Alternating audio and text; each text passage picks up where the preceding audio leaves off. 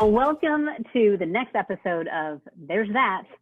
We are two chicks with questions that are ready to dive into a conversation that disrupts our leadership in the very best way. My name is Gina McClain, and I'm here with my co-host, plus a couple of extra guests. Cindy, tell me how you're doing.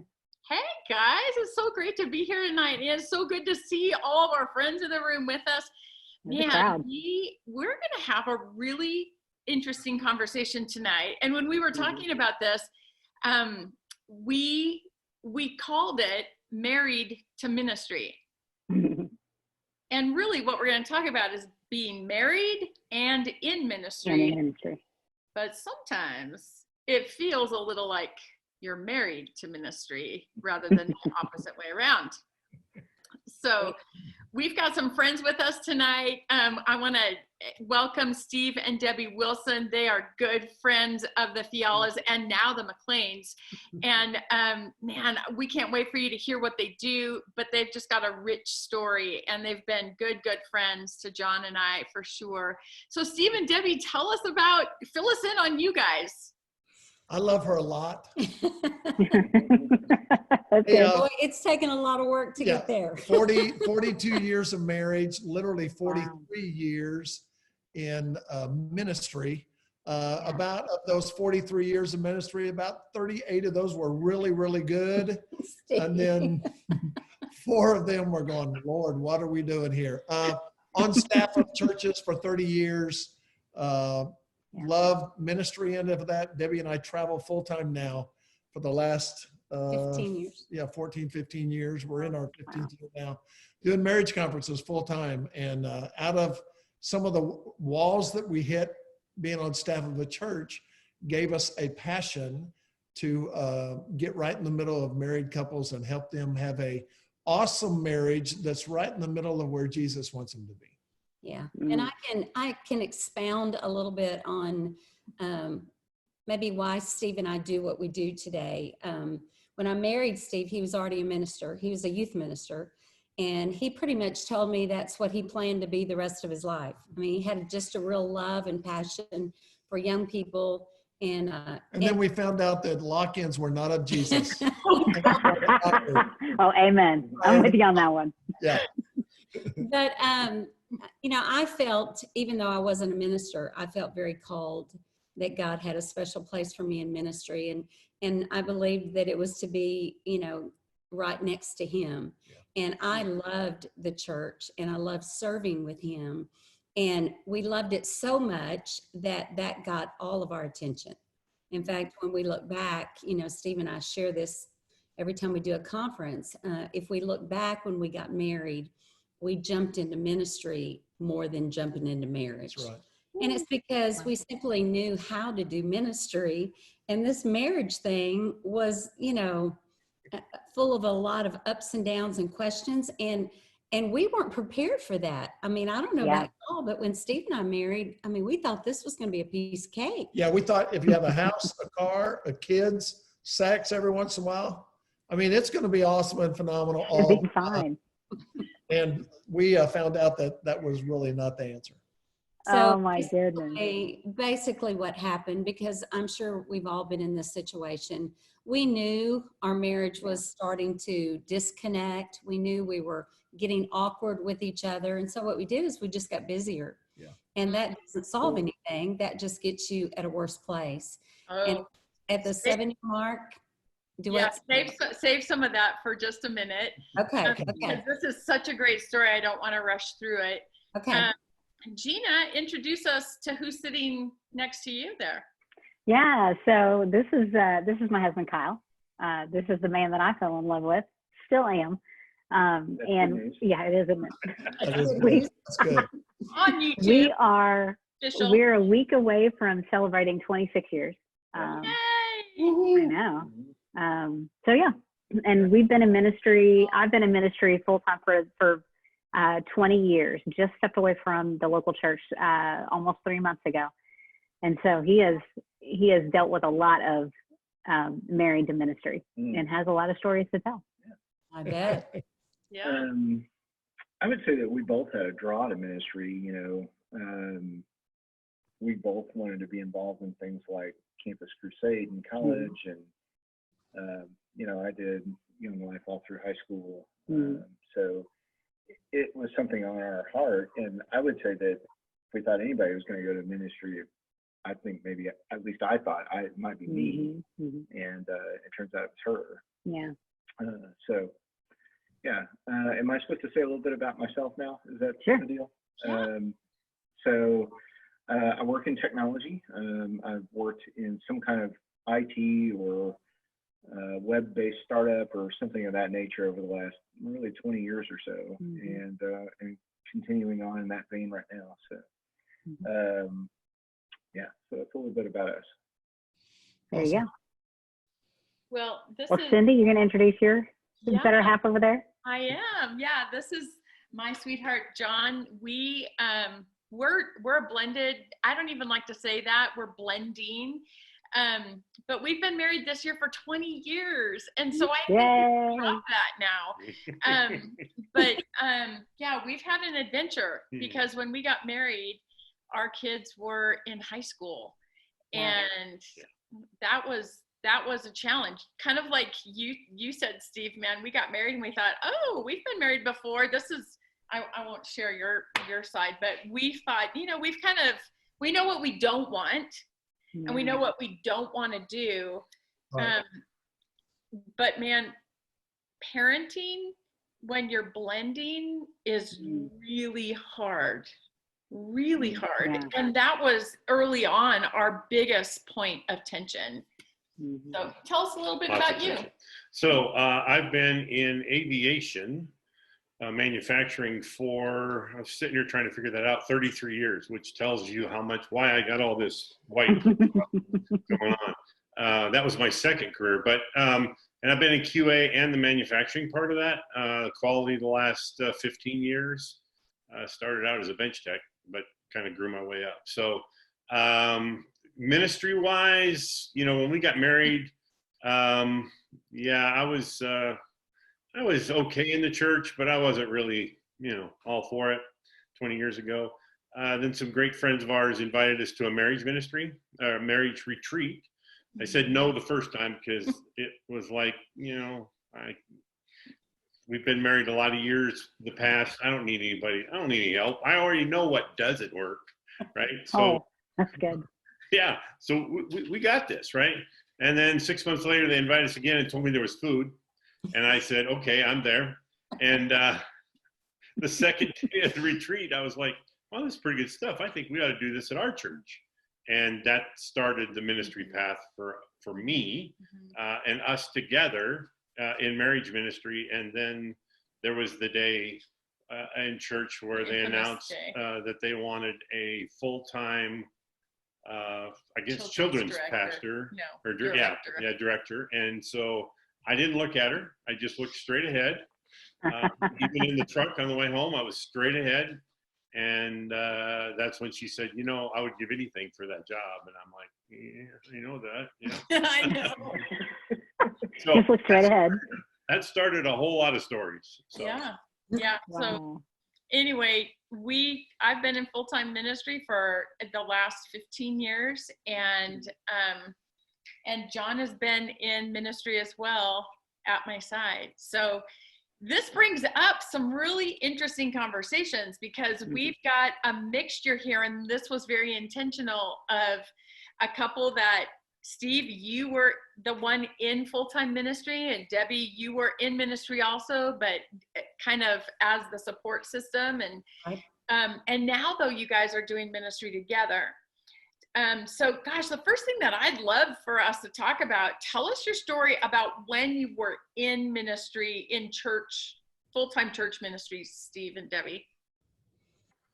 Well, I mean, Steve served in 6 different churches over 30 years. He was either a youth minister or a marriage and family minister, did most of the counseling at the churches that we served at. So he wore a lot of different hats in those 30 years. And I was thinking today, just because I knew we were going to be talking with y'all tonight, you know, the first 2 churches that Steve served at were smaller churches. And it was so simple and so easy. So fun. And it was when God moved us to the larger churches that, you know, it was harder to work as a team, to be a team with such a large staff.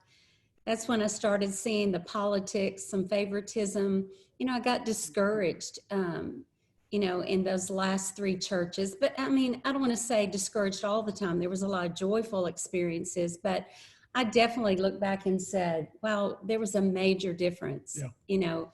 But the interesting thing is the churches that were the hardest for us to work on, for me to work on as staff, just to go to literally get through some of the things we went through, ended up being some of the strongest ministries we ever had. It's true.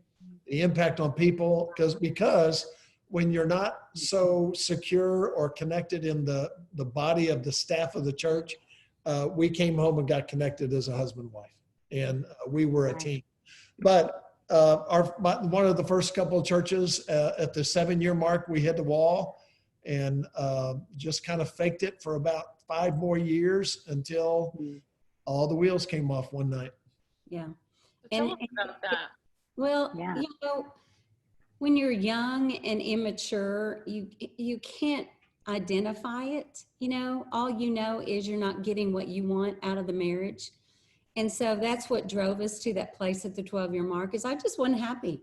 I wasn't happy with the fact that he came home and he was tired all the time, and I felt like he gave the best to the church and I got the leftovers, and I didn't know how to fight for that. I didn't know how to communicate well on that.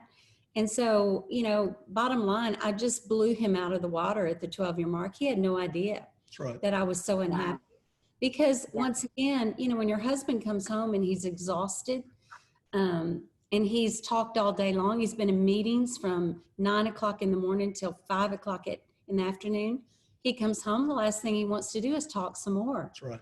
And I knew he wasn't interested in talking, and I knew what I needed to talk about was going to probably cause fights and defensive-ness. And so I just simply gave it up and got numb. I just got numb. Wow. Point that I didn't enjoy church anymore. I didn't enjoy ministry, and I definitely was not enjoying marriage. I would love to hear from our husbands now, John and Kyle. Does that resonate with you? I would say yes.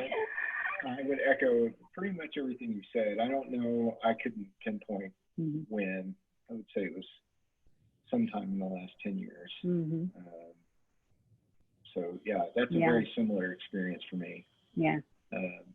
I would say my challenge, you know, we are only just now uncovering in the past few months that where I would have always said I was, you know, if you look at the Myers-Briggs personality types, I would have always identified as an ENFP, an extrovert.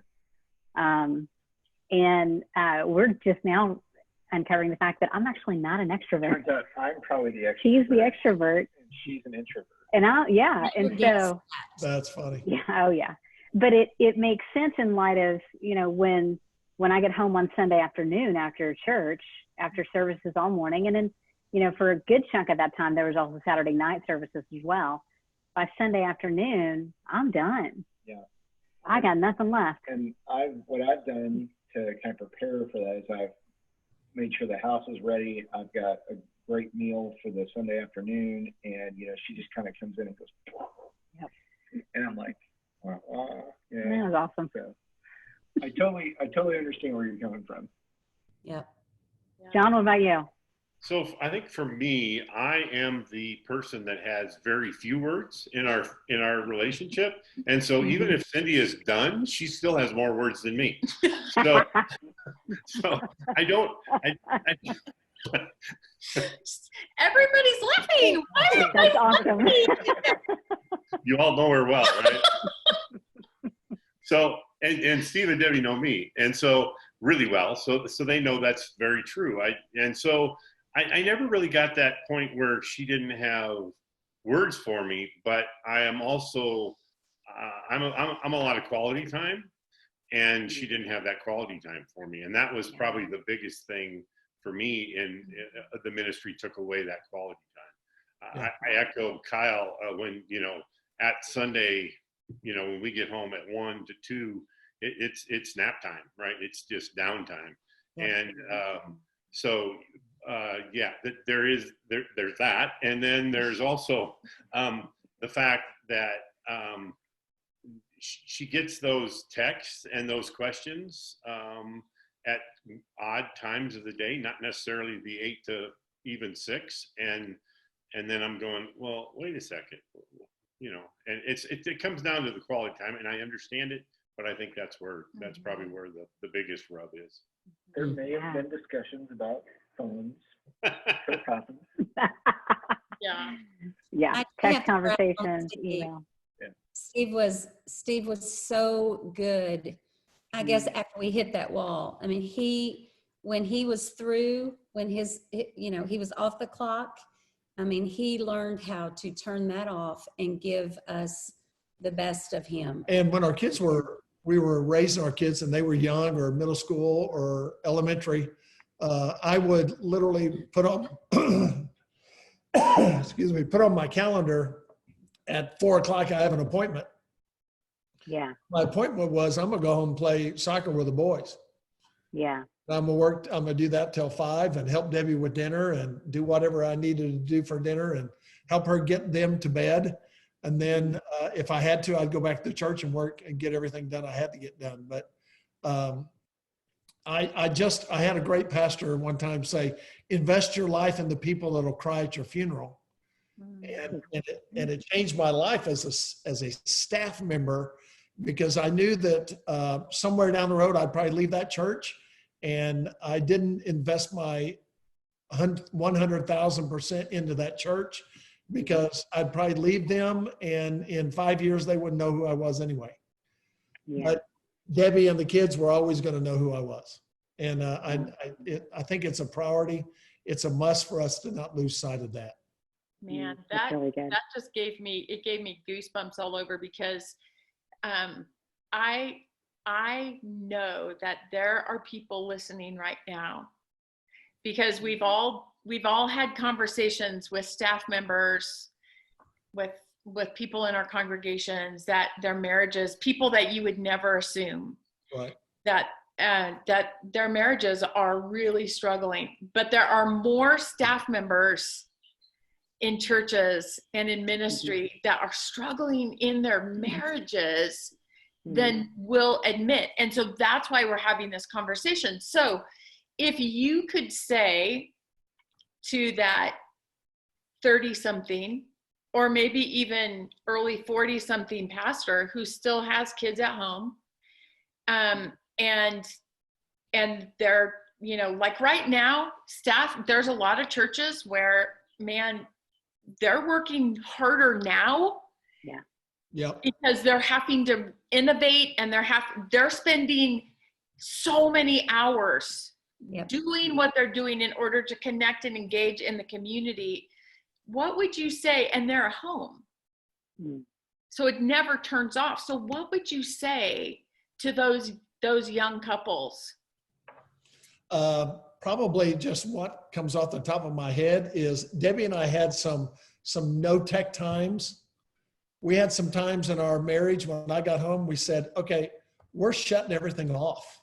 And I discovered, as being the counselor on the church, their emergency didn't need to become my emergency. And if it can wait, 99% of the times, it can wait 2 or 3 hours. Steve was very wise to say, we train people how to treat us. And so in ministry, he said, if we are always 100% available to that church, then they're going to constantly bother us or think we should be at their, what am I trying to say? At their beck and call 24 hours a day. But if Steve would say in front of his leadership, I love my wife and I love my children and I value the time I have at home. So guys, don't call me, wait till the next morning. Then he trained them to value us and our time. And so many ministers, I hate saying this, but their worth is in being needed. Yeah. And so it wasn't Steve's worth. His worth was he almost lost us and he wasn't going to lose us again. So that meant he put some things into action so that I felt for the first time that I was more important to him than the church. A great, Not more important than God, right. but more important than the church. We didn't even know that this was really that big a deal until we did it. And then we discovered, wow, that's a big deal.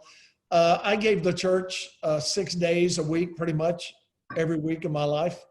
But Friday was Debbie Day. Friday was Debbie Day. If I'd tell my leadership, hey, if you've got an emergency, call one of the other guys on staff because they can handle it, because Friday's Debbie Day and I'm going to spend some time with her. And it's amazing. The first 3 weeks that I kind of put that into motion, I'd get 4 or 5 calls, 2 or 3 calls, 1 call. And after about 3 weeks, I didn't get any calls on Friday. Right. And I discovered, you know what I discovered? The church did fine without me. Yeah. And it made the people there, when they had a crisis and we were always at their beckoning call, sometimes they need to go snuggle up real close to Jesus. Because he's a whole lot better counselor than I am. And maybe the Lord's trying to get their attention to depend on him a little more than just people. Yeah, that's good. You know, one of the things that I love how you share that, you know, having Debbie Day, having a designated time. One of the things that's been a gift for Kyle and I since we moved to Nashville is the fact that we actually have, when I was working Sunday to Thursday, Kyle worked Monday to Friday. Now we had Saturday together. So we had at least one day when neither one of us were at work, we're at the office. And, you know, we didn't have that for the first 20 years. 20 years. Yeah. 18 you know, years, I guess. Maybe not quite. Yeah, that, right. Yeah. Long enough. And that took a toll, right? When Yeah. you don't have that designated time where you can say, it's not rushed. It's not, you know, we're not always looking at the clock going, God, it's 2 o'clock. I need to go shower up and get cleaned up for Saturday night services. Yeah. So can we throw that grenade out there? How do you, you know, what would we say to the couple who would say, you know, our schedules are such that we don't have a designated time together. How do we make that work? You know, any thoughts there? How do you eat an elephant? You eat an elephant one bite at a time. So there you go. Maybe you can't take a whole day, a whole Debbie Day, but you know what? There's some snippets. There's some minutes that you can go. Maybe it's just lunch. Yeah. You know, Or after the kids are gone, after you've got the kids to bed and it's 9 o'clock, you could say, meet you on the back porch. I need 5, 10, 15, 20 minutes with you and be focused in that and make sure you don't take your phone with you, but you make each other a priority. and I was going to say, not to go back, but I think it still is relatable here. You know, Cindy said, what would you tell a 30-something-year-old minister right now that is in the midst of trying to do everything and doesn't realize that it's going to harm his relationship if he doesn't slow down? This is the sad thing to me. And Steve and I observed this for a long time, and we got on our bandwagon about this. But, you know, one thing I have realized about people, they'll listen to you, but they aren't going to make any changes until they're hurting. Yeah. So unfortunately, most ministers will go 90-0 and think they're invincible and nothing's wrong until all of a sudden all the walls come down. Then they are willing to ask for help. That's and right. What can I do? So that's the sad part to me, is we're stubborn and we think we've got this until all of a sudden it falls apart. And then you're teachable. Then you're willing to listen. Don't you think part of it too is I'm working for the church? Yeah. The work that we're doing. God. I hate to say this, but the church is full of imperfect people. Oh, so I'm like, there was something that was said earlier that I wanted to circle back to, but it goes with this. You know, when we're talking about boundaries, you know, and trying to find those days for our spouse, that Debbie Day, that John Day, that Kyle Day, we have to be able not only to set the boundary with our personal things, but we need to lead up.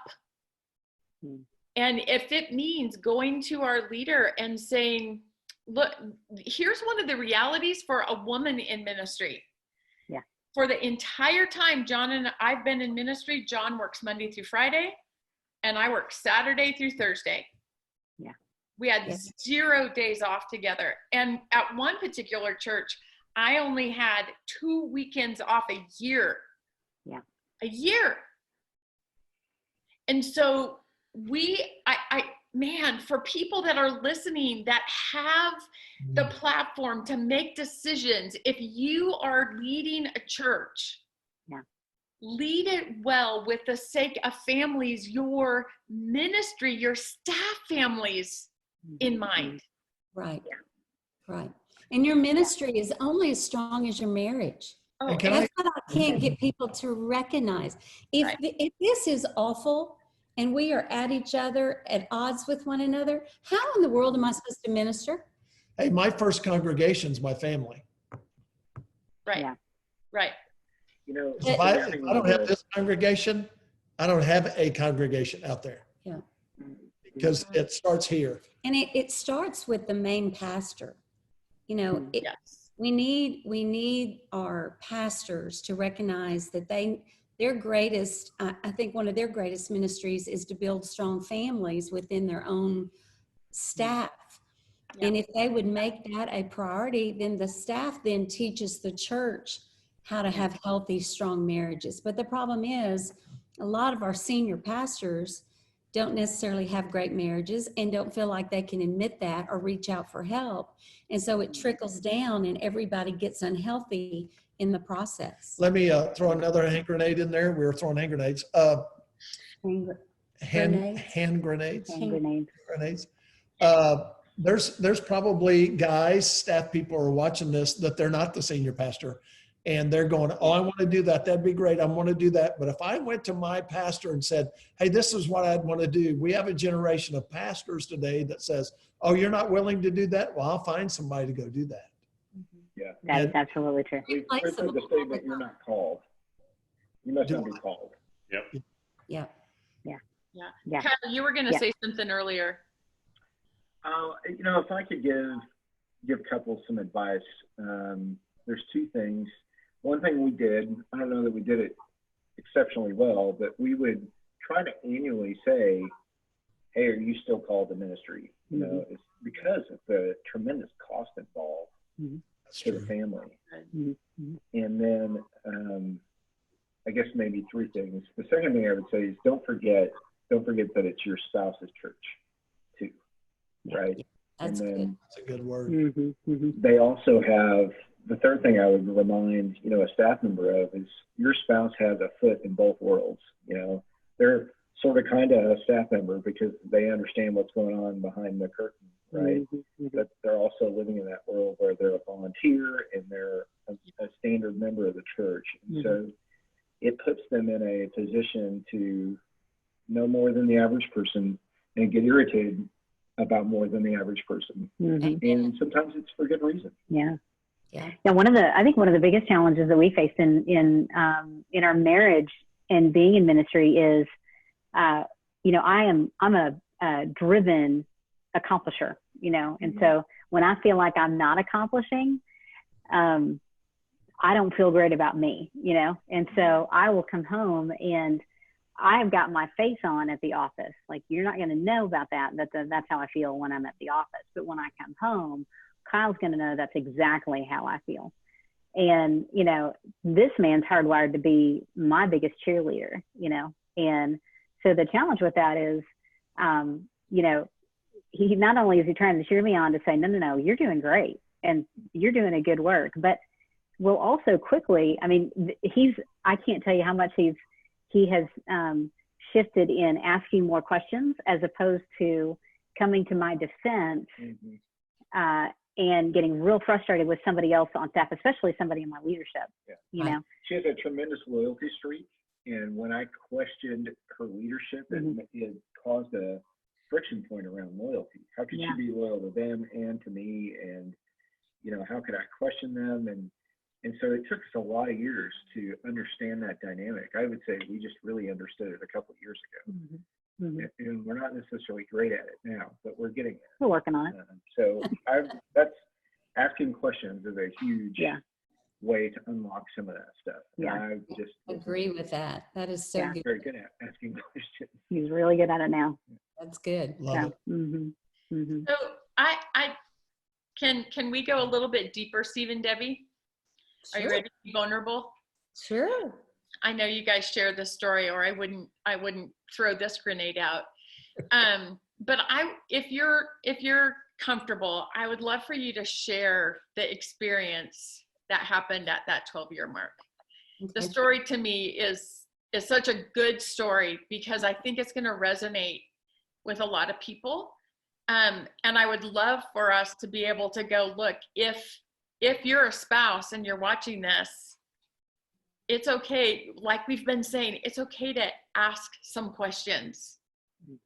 So if you could share your story about that time.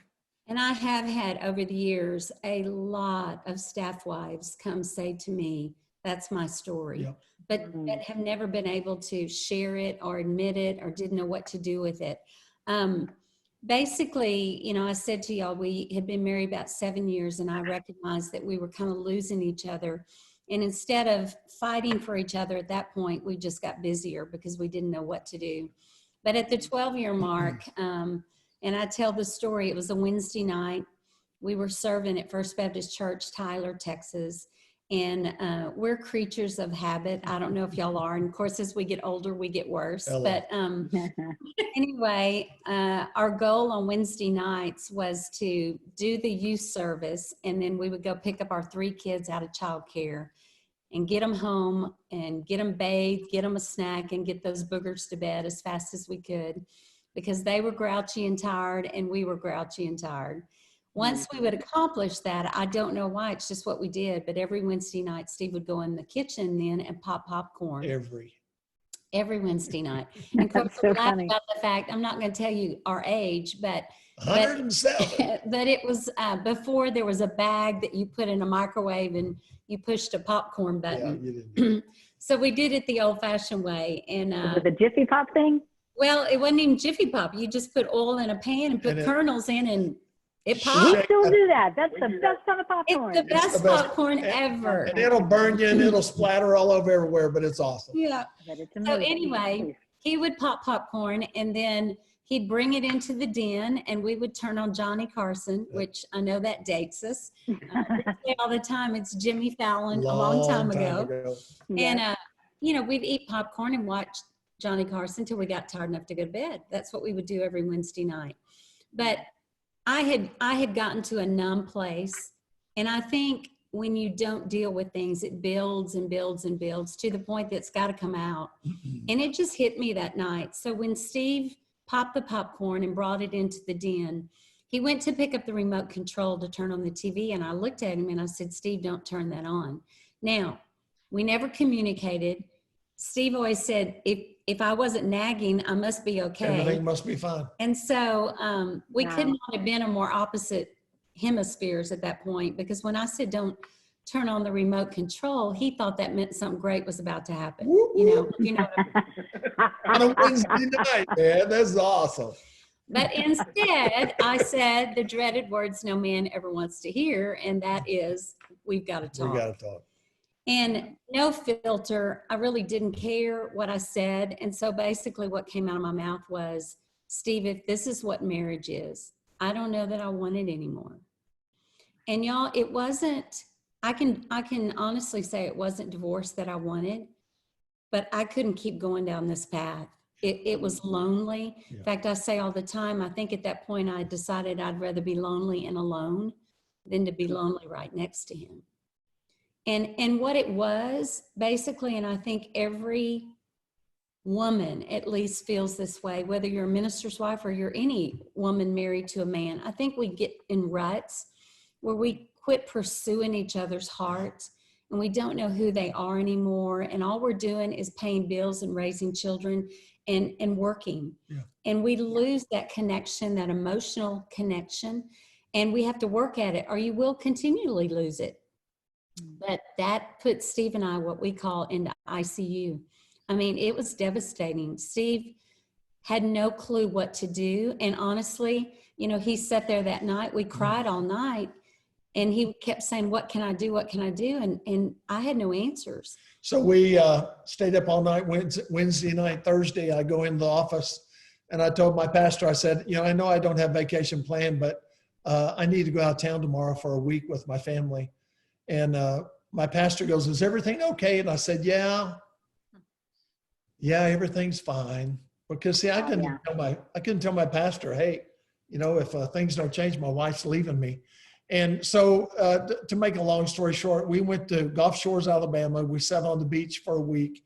And I want to scream that at all of us is that everything didn't change that week, but God loved us enough to start a process,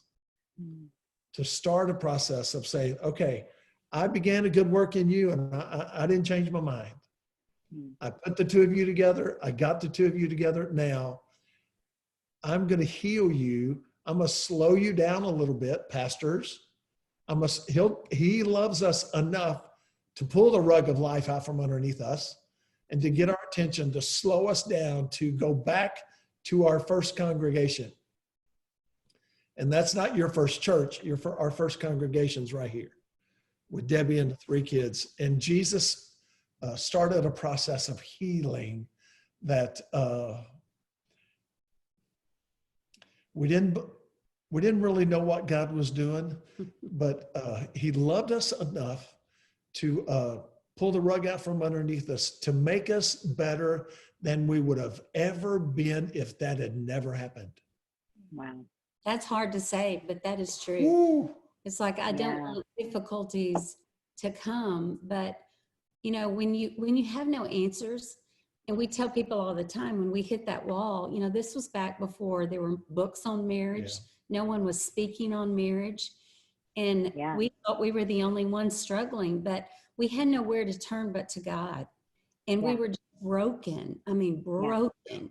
And God just began something in us that, at that point, if he would have said, I'm going to take you through this and I'm going to heal you and mature you and really teach you what real love is, and then I'm going to use it all. I'm going to use it all. I would have gone, no, you're not.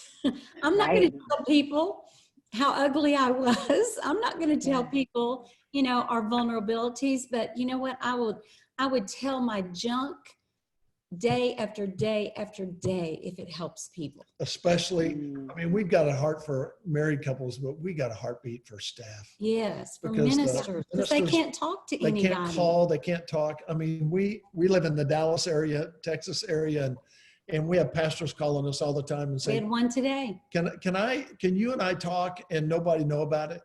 And I'm going, wow, come on. That's why God put us here, That's good. So, that's powerful. I think what I would love to know now is what would you say? Because the audience, people listening right now, there's a good portion of them that are married and they're listening and they're shaking their head and they're going, oh my gosh, this is exactly where I am. What's their next step? Like, what do they do? What would you say if there's one thing you do today, do this one thing? We both want to talk. Let me make my statement and then Debbie's going to clarify what I say because I know that. If divorce is not an option, everything changes. If divorce wasn't an option for us, but we weren't going to stay the way we were, we weren't going to stay that way. And Jesus loves us enough. The sad thing is we have a generation that they have an exit plan. And if you don't have an exit plan, if divorce is not an option, what are you going to do different? Well, I'm not going to live like this the rest of my life. Good. Hallelujah. That's good. Now, go get some help. Go snuggle up to a senior adult couple. Hello. Go snuggle up to a couple that's been down the road further than you. Yeah. And love each other. But more important than that, they like each other. I like Debbie. I want to tell you what the real next step was. All of that Steve said is so true. But we didn't know the next step, but I want you to know God showed us the next step. Yeah. When we left the beach, we went to the beach for a week, and all we did at the beach was pretty much determine that we were going to figure this out. But we regurgitated a lot of hurt that week. We just had to get it out. But at the end of the week, we got ready to go home. I was in the bedroom packing our suitcases, our children's clothes and all that stuff.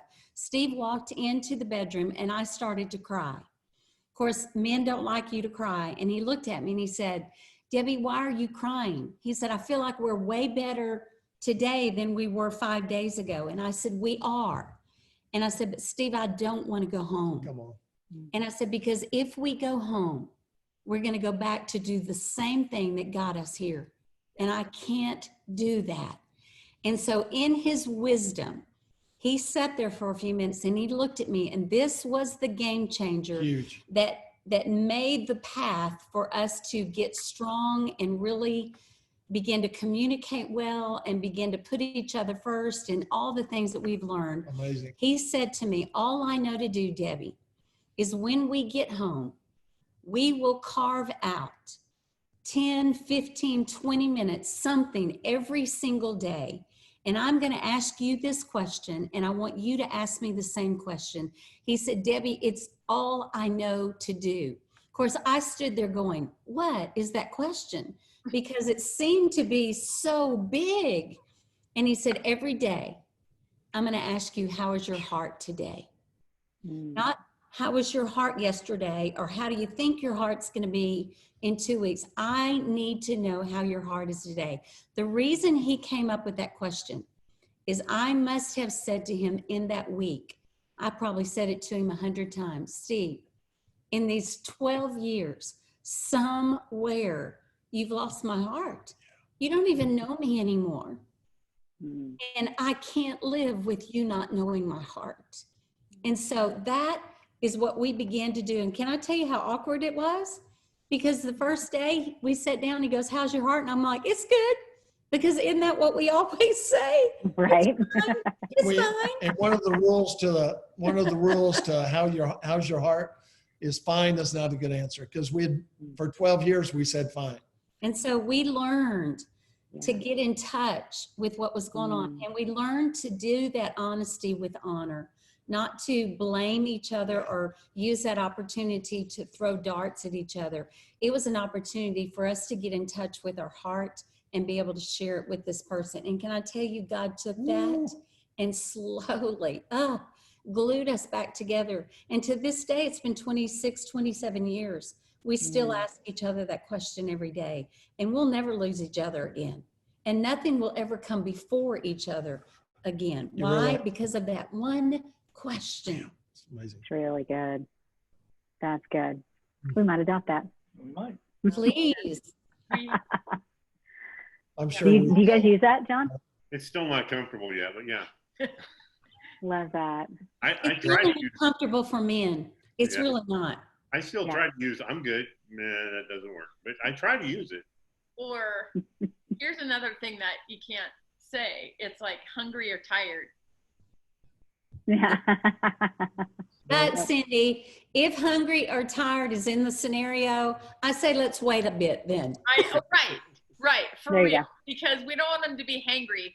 Mm-mm. I'm not a good hangry person. No, me either. The I'm older I not get, the gonna more respond to angry I that. get. Yeah. I'm not that bad. Okay.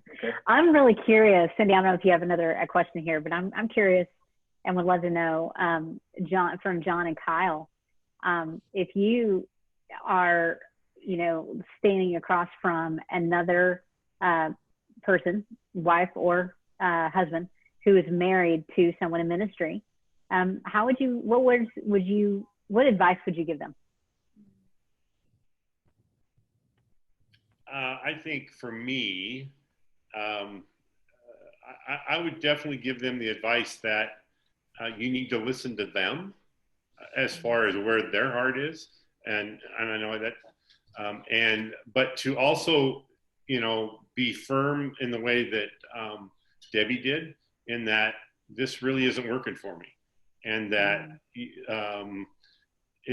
you also use, my perception is that you don't have time for us if it's a younger a couple because they have kids, or if it's just as we were pretty much empty nesters, it's, that the time's not there for me. And I feel like the ministry is competing for your heart more than for me. That's good.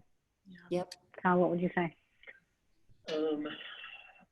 I would say try and help your spouse build community outside the staff. That's been a challenge for us a few times, where she becomes entangled or involved in this amazing community and gets fulfilled through that community every day and is energized by it, but is still wiped out when she gets home. And I'm like, let's go get together with some people. And she's like, no. And The introvert's shutting down. yeah, like we said, some of this is just recent revelation for us. You know, that was devastating for me, and I didn't realize it for a long time. So, you know, help your spouse build a community that doesn't revolve around staff. And it doesn't mean to exclude staff. There's a ton of staff people I love dearly and want to spend time with, but I want my own community with her separate from that. I think that's healthy. Yeah. It's really good. Can I ask a question? I'm not in charge. You may, please. Gina and Kyle, y'all said periodically to ask, are you still called? Yeah.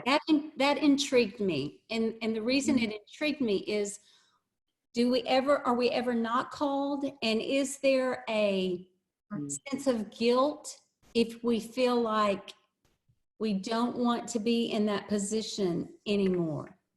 As a staff spouse. Or even as a staff person? Yeah. I think really our heart behind it, we heard a lot of people who said, I need space or time when they were on staff. We heard them kind of get accused of not being called. You know, like, you're just not called to do this. And our heart was really more of, is God calling us, our family, to participate in ministry here? Yeah, to the staff commitment. You know, as a staff member or as volunteers or whatever it is. And because she's been a part of some amazing churches, but they're also kind of machines, and you can get caught up and plugged into the machine and have kind of no choice if you don't pay attention and evaluate on your own. That's good. Yeah. But you got anything to that? I kind of took over there. No, I think it's great. It's exactly right. I think it's the assumption is, if you needed more time, or maybe if the commitment level was too much, then maybe you're not called to it anymore, was always kind of the how it would taint the conversation. But we would ask, you know, more specifically, are you called to this role? You know, is really where that is rated from. So we always feel called to ministry. In fact, now, I mean, we're walking through a shift now in that, because I'm no longer on staff at a church, and that's new for us. And you know, if not for this darn COVID thing, you know, we would be, you know, serving in some capacity at our at the church that we you know, are a part of here in Nashville.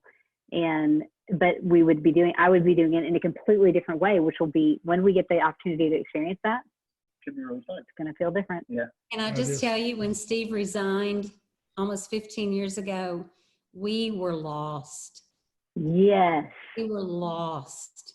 Thank you for telling me that. Our identity. We're both leaning in. I mean, we did not know who we were and where we fit. It was the most awkward, very insecure feeling. Our children, we had no idea that their identity was so locked into being ministers' kids that as adults, they would walk into a church, you know, they marry and they move to a town, and they walk into a new church, and they weren't anybody and they didn't know what to do with that. Right. So we all went through an identity crisis until we established who we were in the Lord, and that our identity didn't have to be that everyone knew us when we walked in a door. Because can I tell you, I mean, he threw that out the window, because now we walk into churches where no one knows us, and on Friday night, no one speaks to us. I mean, you know, it's like, Yes. those speakers, I'm not talking to them, you know, so I Right. mean, we have been thrown into the opposite situation, and, you know, we're very comfortable and love it now, but I will just tell you, when this COVID is over, it's going to be different for y'all. Yeah. Yeah. Wow. I appreciate that. It feels different now. We're definitely feeling that. Yeah. Yeah. Just a sense of where's my place. So, Yeah. we'll figure it out. Oh, you will. You will. Yeah. And So I think now, are we ready for the lightning round now? well, before we get there, we've got, so Steve and Debbie, you guys do something really unique now. You're not in full-time church ministry. You're doing your own ministry. And I love, oh, there you go. This is real life. Guys, this is us. Anyway, there's that. There's that. There's that. That's it. Anyway, I mean, I'd love for Steve and Debbie to have a chance just to tell us what you guys do now, because you're doing ministry together, and I think that's amazing. And so there is life after. Well, I'll tell you how that happened. You know, we probably had gotten, I don't know, 5 or 6 years on the backside of that 12-year wall that we hit. And Steve came home one day. We were serving at Hoffmantown Church in Albuquerque, New Mexico. And Steve came home one day and he goes, "Hey, I want you and I to teach a Before You Say I Do class." And I'm like, "No, thank you." And he said, "No, I'm serious." He said, "I feel like all that we've been through, God is calling us to go and speak." And I There's said, that word. There's that word. that called. And she's going, "It's the wrong number." I did. I said, "Steve, maybe he's called you, but there is no way I'm going to do that." And he just kept encouraging me to the point that, you know, that's how our ministry started, was in the local church. And then God just grew opportunities and a passion in us to do what we do. And talk about adjustments. I mean, all of a sudden he's home all the time. I can't get away from him, you know. Yeah, we travel 25 to 28 weekends a year, Friday, Saturday, Sunday weekends. So we fly out on Thursday, we fly back on Sunday, and Debbie on Monday's going, "Don't you have somewhere to go? I mean, let's go somewhere. I need some space." And You're a fish calling you somewhere. that's it. Golf course, something like that. Yeah, that's exactly right. But it's just been a really beautiful thing to watch God grow us, not only in our love and passion for each other and for other couples and for the Lord, but just to be able to do what we do and enjoy it and do it well together. He's given us such a gift of bouncing off each other and using our different giftedness to make a beautiful picture and a beautiful story. And I thank him all the time. I don't know how we got this lucky to travel the world, to talk about God, and to build healthy marriages. I mean, it's just one of the most rewarding things that we do. Yeah. And we're, you know, during this COVID, I mean, all of our spring conferences obviously got canceled, and we're like, "Oh my gosh, what are we going to do?" So I'm going to work for Walmart. Yeah. No, No. I'm not. So we've just tried to be innovative. We've done our first virtual conference, and Good for you. doing it for 4 Sundays in a row. And honestly, it's gone Been pretty so amazing. well. Yeah. We're doing a live at 9:00 Central Time every Thursday night, where we go on and talk about something about marriage for about 20-30 minutes and do a Q&A. And we're touching It's Marriage Matters Now Facebook page. reaching And, lots of people. It's pretty amazing. And our latest project that we're doing, we've written 2 books. I think Cindy has access to those, but we are getting numerous phone calls because marriages are struggling right now, being home all the time, and the pressures and stress, anxiety. And so we are doing a marriage coaching package that will be ready the 1st of June, that people can go to our website, marriagemattersnow.org, and you'll get videos that Steve and I professionally recorded, talking on forgiveness, expectations, drifting apart, and communication. And then in that package, they'll get some hour sessions with us one-on-one. So it's so needed. We probably are asked numerous times if we know of a good biblical counselor in different cities, and honestly, we don't. So we just felt like we've got to make ourselves more available to help people all over the world that are struggling, either financially can't afford a counselor every week because they're very costly.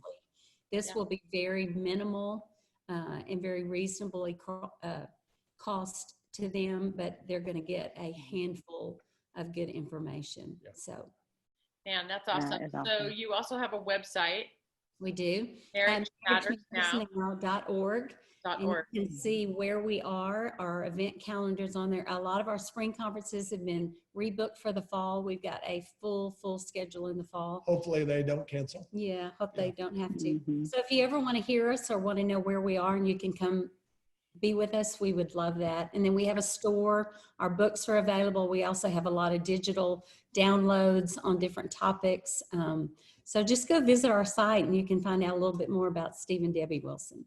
That's great. Awesome. Yeah. Well, Gina, you ready? I think we are. Okay. I got my questions ready. This so I get to go first? This scares me more than talking about marriage. All right. So we're going to go back and forth. We'll ask a few questions. Why don't we go in this order? Steve and Debbie, you guys answer first. Okay. John, you'll answer the question next, and then Kyle. We'll go one question at a time, and each of you answer in that order. Does that sound good? Yep. Sounds All right. good. So first question is this. What is your favorite all-time movie? Oh, mine is The Notebook. I'm a Really? romantic at heart. Field of Dreams. Field Field of Dreams. Field of Dreams. Yep. Yeah. I'm coming out of the corn. Coming out of the corner. Favorite all-time movie. It's really going to sound shallow, but Gone in 60 Seconds. I love it. Oh, that's a There great. you go. That's not shallow. That's a great movie. Mine was Wonder Woman, John. So, I know. All right, Mine's The Wizard of Oz. So.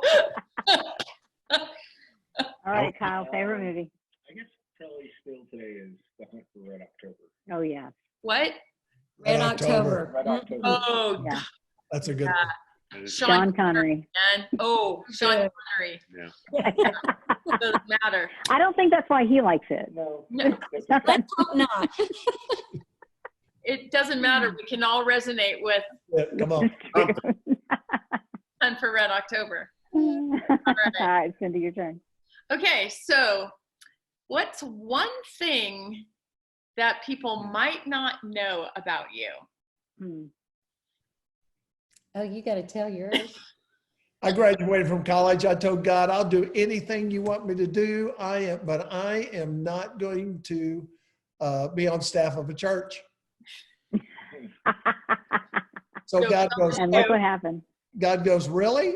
So I went and I was a Keebler elf cookie salesman for 2 years. Wow. 6'3" elf. God goes, I didn't okay, even know that was a thing. when you're ready to go follow me in obedience, I'll get you out of the cookie business. It was awesome. But I got to tell what I thought he would tell. Uh-oh, He hit a hole in one and won a car. I did. Wow. Wow, that's great. Impressive. Hey, awesome. Albuquerque, New Mexico, University Golf Course, Fellowship of Christian Athletes Golf Scramble. Tornado warning, shanked the ball off to the right. The wind took it. Landed 20 feet away from the hole, rode in 19 feet, 11 inches and stopped. And then one more big gush of wind comes. I mean, it was God. It was God. It had to be God. My pastor that Sunday morning goes, Steve Wilson hit a hole in one and won a car. And everybody applauded. He goes, no, you don't understand. I played golf with Steve. It had to be God.